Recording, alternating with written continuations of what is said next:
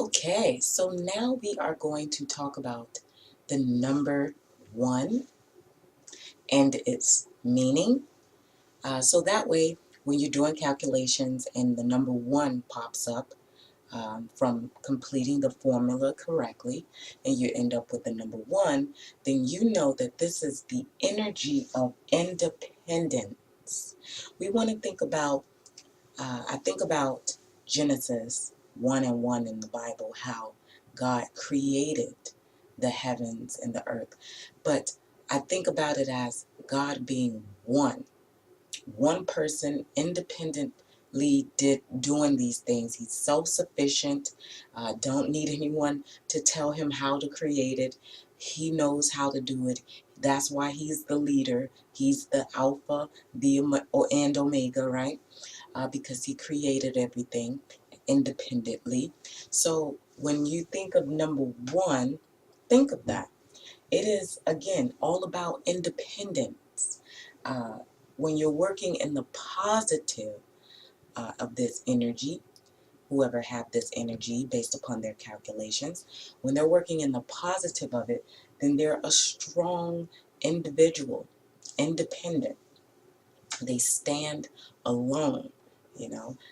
They're a leader. They create things. They're great creators of projects. They can get things started. They can lead the pack. They can inspire and motivate because of this independence that they have. And again, this is when they're working in the positive of that energy.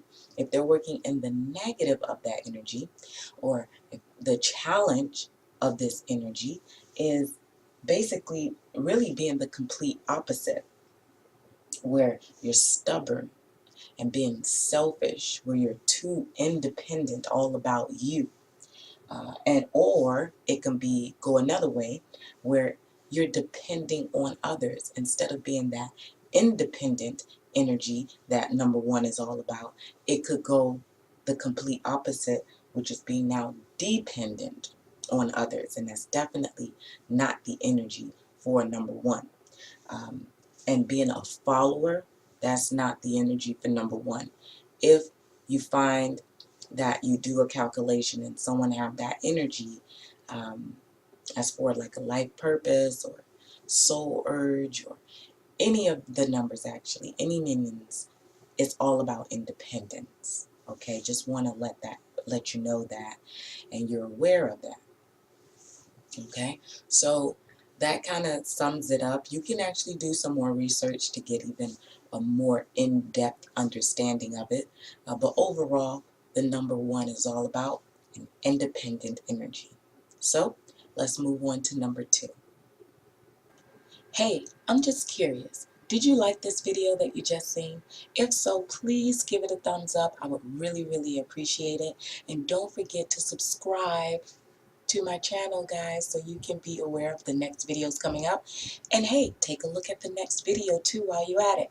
Okay, thanks guys. See you later.